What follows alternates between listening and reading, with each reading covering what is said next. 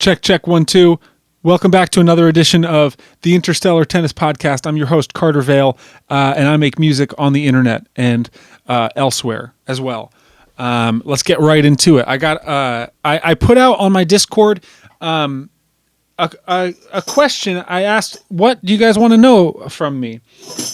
Because I don't have anything else new to talk about. And so instead of coming up with topics myself, I asked the wonderful people on Discord about what I should talk about. And here are some of the questions that were asked of me. And I'll see if I can get some responses. Or if I can come up with some responses, because who knows? First question from Eat Ants says, cliche, but where do you get ideas slash inspiration for your music, including the silly short ones? I try to make something every day, and I think that inspiration is just it's more of like a muscle than it is like something that you're actually struck with. So if you work on making stuff all the time, it gets really easy to continue feeling inspired. So for me, I try to sit down every day and make something new. And when I do that, it just feels really normal to stay in that pattern, stay in that routine.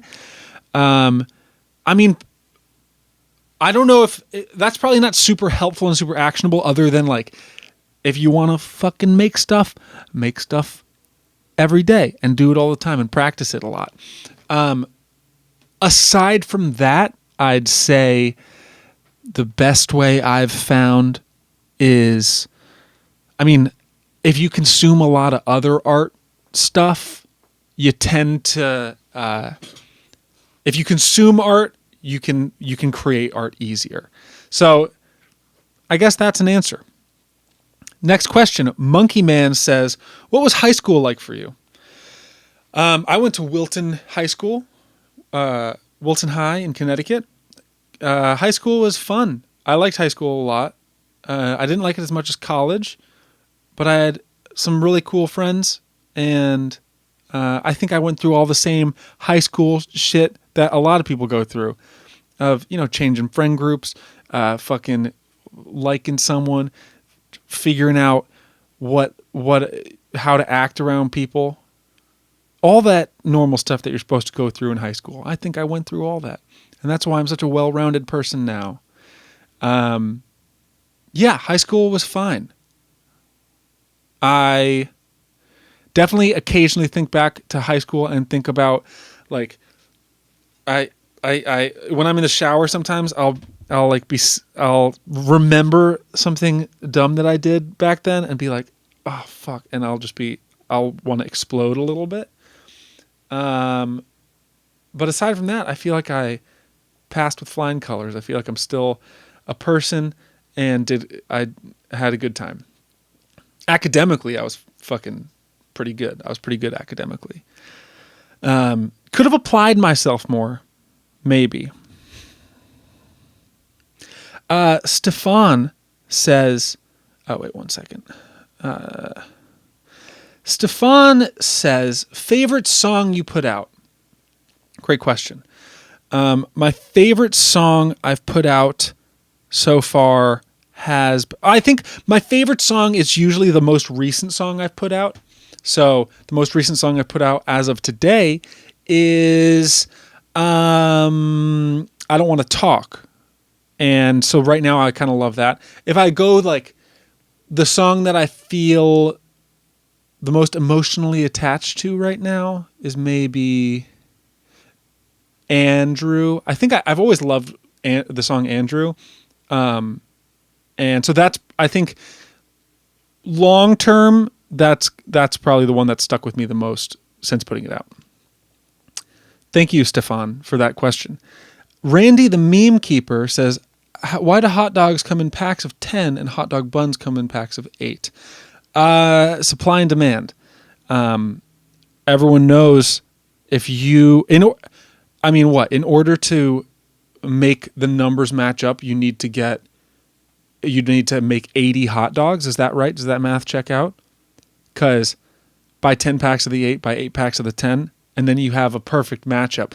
And if you're someone that wants those numbers to line up every time, good fucking luck. You better be consuming 80 hot dogs every single time you're having a barbecue. Every July 4th, you're having a lot of hot dogs, or at least you're purchasing a lot of hot dogs because you're going to want those numbers to line up.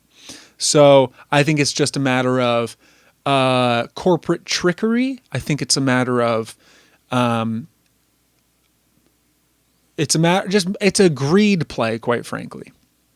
Thank you, Randy. Spacey says, "Ooh, I got one. I don't know if this has been answered already, but when you write lyrics to a song, are they based on your life experiences? Some deeper meanings? Because they sound cool." Because they sound cool was written with a question mark. So I don't know how to take that necessarily, but I write lyrics. Sometimes they're life experience stuff. It kind of depends on the kind of song I'm writing. Like, I have a song that's going to come out soon on my next EP called Nashville, and that's all real life experience stuff. Then you look at something like Love 15. That's not real life experience stuff. That's vaguely about the story of Pinocchio. So do with that what you will. I don't think there's a rule. I think a lot of the time when I'm writing lyrics, I just start saying stuff that feels good and sounds cool and feels right in the moment. I'll just be like, finding words that feel right. And then later on, I'll kind of look at the lyrics and it'll shape up to mean something. And I guess that's kind of like an inspiration thing. It's like you just let stuff come out, and whatever sticks inevitably kind of makes sense to you in some way because it came out of you for a reason, not in some like divine fate kind of way, but more of like you say stuff, and then somewhere in your subconscious, because you said that, you go, well, that means this, and then you say the next line, and I kind of like it waterfalls out, and then I look back at the end of the song and I'm like, ooh, that's about this. So I don't know if I can really attribute it to like real life experiences as much as just how I'm thinking that day. So thank you very much, Spacey, for that question. Next question. Dodadev says, if you had the budget and time to put together a cosplay homage to any fictional character, who would it be and why? I don't know. I don't love dressing up. I find wearing clothes that I don't normally wear uncomfortable. And I'm very sensitive to clothes not fitting right or feeling scratchy. And I imagine if I was dressed up as someone, I'd be very uncomfortable and I'd probably be warm. So I'd need to find a character whose outfit would be comfortable, would be very comfortable. I think like maybe like a sexy BMO. Thank you, Doda Dev. Smartbot says, do you typically write your melodies first and structure your lyrics around that, or vice versa? What's your overall writing process like? I kind of write it all at the same time a little bit. So I'll play a little something on guitar. I'll be like, I'll kind of be,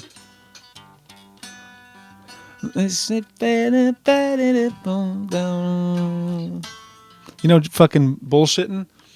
And then as a melody kind of comes out, as a melody starts to come out, inevitably like a word will sound right in that. And so then like I'll have a word and a little bit of the melody and then like the first two chords, and then I'll, like, then the melody should go to here, and then the word will kind of come with it. So it's all simultaneous. I don't do like the melody goes like this and and then go, okay, now let's fill in words for that. That's not really how I write. So thank you. Who said that? Smartbot. Oh, also, what would your dream artist to collaborate with be? I don't love collaborating in general. Like, I'm not a huge co-write guy for the most part because I find it very stressful. I think doing the whole like you go in a room and then there's the moment of like, you're with someone that you haven't met yet, and you go, oh, so what do you think? What have you been thinking about recently? And then they're like, oh, well, a breakup, or like I'm in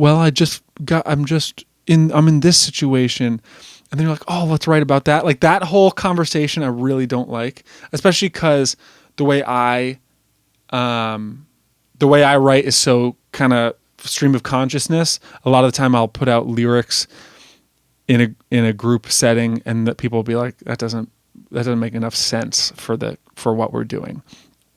So, I mean, that being said, everyone I've co-written with is freaking amazing. And I have found a couple of co-writers that I work with a lot now. So that's really exciting. And so I have a guy that I write a lot of my songs with now named Noah Tauscher, and we're working on like an EP. And I've known him since college. He was my roommate in college, and he kind of understands how I like to write stuff. And so there's not that pressure kind of, but with like the idea of like going to Michael Bolton and being like, hey, Michael Bolton, so excited to collab with you. All this to say, my dream collab is Michael Bolton. Thank you. Thank you, Smartbot. Rux, what are you excited about this week? Great question. I am super excited about... I'm excited about starting this podcast. I've been thinking a lot about how I want to do it. And I think this one will be the last one that's amorphous like this, like just no format, me talking. And mostly just because I wanted, the reason I'm doing this today is because I put out the question of, does anyone have any questions for me? But going forward, I think I'm going to have guests. I just bought a second camera that's the same as this camera, the Sony ZV-E10, and the lens and everything. I bought the whole setup for the second one. And I'm freaking amped to have a two camera angle show. So I'm excited about that. I'm also excited that I found a new lens filter thing that screws onto the top of the lens.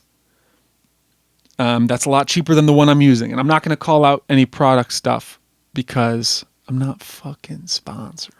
I'm not going to do it. I'm not going to fucking do it. That's one thing that I'm excited about. What else am I excited about? I have a song coming out on...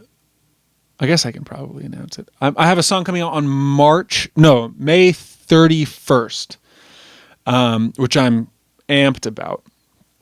May 31st. Am I wrong? I feel like I don't know the date, but it's We Were Kids, a song that y'all might know about, because I posted it on TikTok a long time ago as I was making it. And this is one that I co-wrote with Noah. And I'm stoked about this song. I think it's super cool. Can we get a clip of that right here? I was sad. I was romantic. I was taking all the drugs in the attic, and you weren't scared. The light was electric. Thanks. So I'm excited that that's coming out. I'm excited about... we just downloaded the Harry Potter game for PlayStation 4. That sounds exciting. Haven't fallen in love with it yet, but it's it's something. I'm excited about my new fucking bass. Look at this thing. I just got this from Fender. They sent it to me, which feels awesome. So I'm excited I have this. It's beautiful. It's like a 60s style precision bass, and it sounds amazing plugged in. So that's cool. Those are the main things I'm excited about, I think. Thank you for the question, Rux. Dota Dev says, similar vibe. What's your album art creation process? I love the cover for silent movies, and they're also creative. A lot of the old stuff was some of my favorite artists. I think the silent movies cover was Hannah Oslander, if I'm remembering correctly. She did the art for that one, and it's super sick. She also did the artwork for the original Melatonin single, as well as Pontiac. The Red Eyes album was done by Paul Ballmer, my uncle. Go check out Paul Ballmer art, Balmer, Paulbalmer, on Instagram. And my current stuff is like old photos from my family photo books edited to have astronauts in them, because that's what I like. So thank you, Dota Dev. Wish.com says, how is your sleep schedule? Well, I try to get enough sleep. I'm a little jet lagged right now because I'm back in Los Angeles I was in Boston this past week. I'm catching back up from being in Boston. So I've been kind of going to bed at like 11 and waking up at 6:30, which I don't love. I want to sleep in a little more than that. But in general, I think my sleep schedule is pretty good. I'm an early riser. Back in Nashville, I used to wake up at like 5 and just do dumb shit. I did just recently get a new mattress. The new mattress is a little soft for my taste. It's a little bit hard on the back because I'm a pretty big dude. And I think a soft mattress for a back sleeper, that's 220 pounds, not ideal, but I'm learning to accept it. I'm trying to figure it out. I'm trying to pull it together and get a little more comfortable. Thank you, Wish.com. Leo says, what is 2 + 2 4? Thank you for your question. Soda Ellie says, any tips for someone who wants to pick up music who doesn't have the motivation to learn guitar? Yes. Getting good at an instrument, super fucking overrated. You don't need to get good at an instrument. You got to get just bare minimum to do music. So like a lot of great songwriters know how to play 4 chords, and that's about it. And that's all you need to know. I mean, if you want to get into production, it helps to get a little bit better at instruments, but fucking who gives a shit? There are so many people that are good at production. Just get someone else to produce. So yeah, I think get a really rudimentary understanding of an instrument, and then music, you just make music. Learn 4 chords. That's all. Favorite Juno patches. You know what? I'm going to show y'all. Watch this. We're going to pause it right here. We're back. Look at this. Here's the Juno 106. You can't see it that well. But fuck you. I'm not going to move the camera. See that? You can hear it because it's a fucking music studio. You can hear that because it's a goddamn music studio. Favorite Juno patches asks Pigeon Pastel Reality. Reality? Maybe. My favorites are this one. It's 2-2. It just sounds like a great organ. Oh, you know what? It sounds like a top tier bad organ.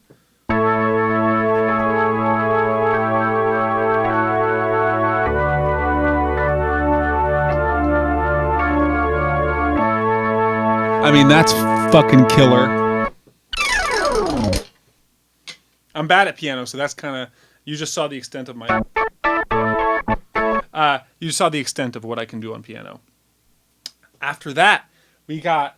I think, was it 1-2 with the chorus on? So this is the default 1-2. I don't know if this is universal to all Junos or if this is just my Juno, but this is what I think. 1-2, but throw in the chorus.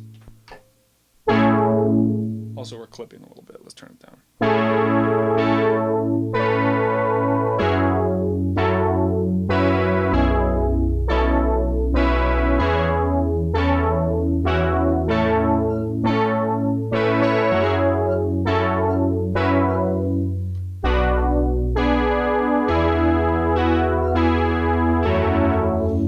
It's nice. It's Juno-y.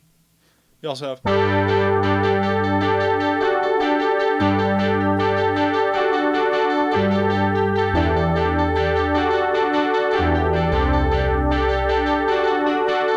So I like all that stuff. Oops. After that, I think 4-7.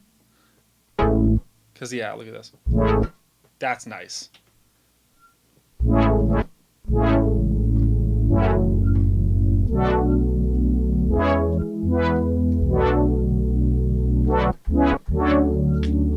That feels great.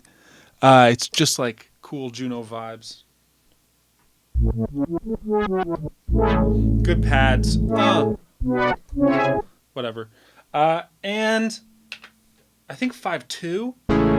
Yeah, with the chorus on.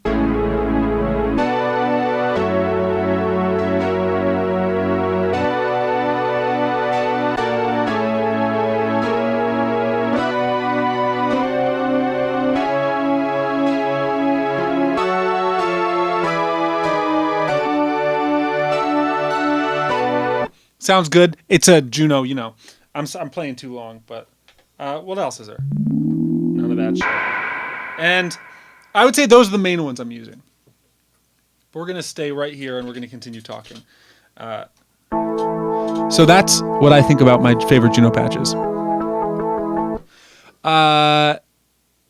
Honey Boy says... Have you drawn much inspiration from Wes Anderson or just like the style of his films, Headband, Interstellar, Tennis Championship cover, etc.? Yeah, oh, absolutely. Look at this. I got the headband right here, and I've been told to wear it less. Sad day for all of us. I love Wes Anderson. The headband did start as an homage to Richie Tenenbaum, but then it became just my own thing, and it had other... It had other emotional weight for me. And I wore it for like 8 years. I wear it less now because I am doing something kind of different, but I plan to do more stuff with the headband. You know, it's all a fucking thing. Either way, I love Wes Anderson. I think Wes Anderson's the best. I can't wait to see the new movie of his. He's putting out, what is it called? Asteroid City, I think it's called. And it looks amazing. So thank you, Honey Boy. Father Toast says, how long have you been writing music? And you give me Bo Burnham vibes. Are you a fan of his? I love Bo Burnham. A lot of people say the Bo Burnham thing. I'm not nearly as clever or funny as him, but I think he's fucking fantastic. He's a incredible comedian. I've been writing music for probably... I think I wrote my first song when I was in 7th grade. And it was a song called Ooh-La. I think. Wow, that just brought back... How'd it go?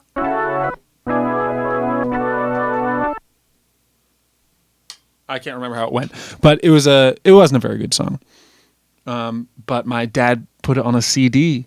So I had my first CD out when I was very young. Kind of cool. Kind of fucking cool. Emerald says, what lyrics are you most proud of? I am really excited about In We Were Kids. I'm spoiling this, but it's already out on the TikTok thing, so you can already hear this line. We were kids and life was ephemeral. You still laughed at Comedy Central. I think that lyric's super cool.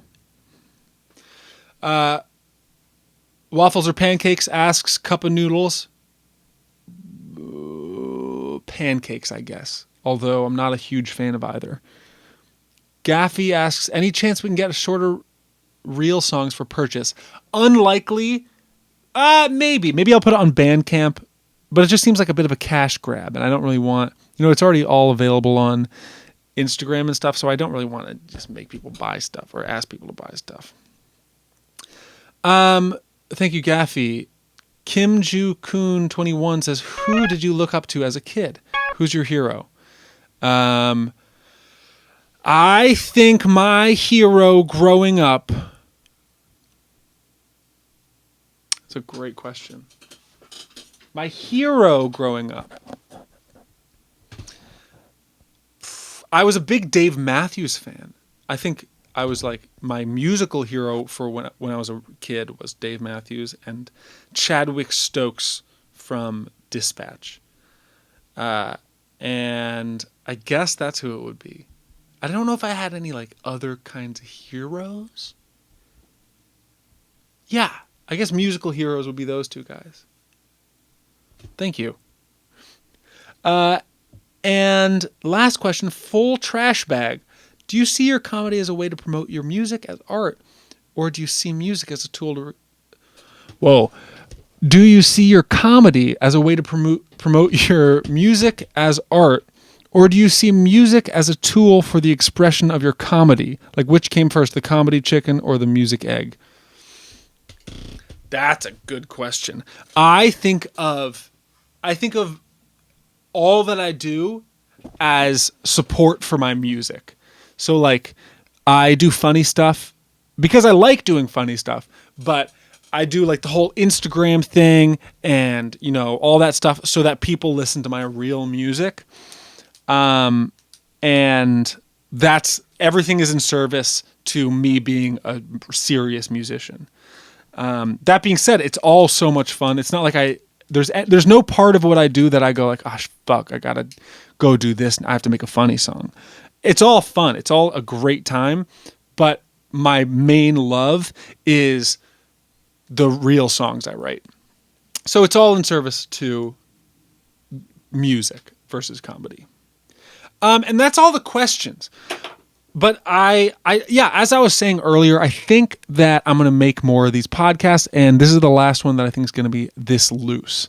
But thank you guys for submitting questions. I'm going to, I'm going to make more stuff in the near future, and I'll probably do another one of these Q&A kind of things.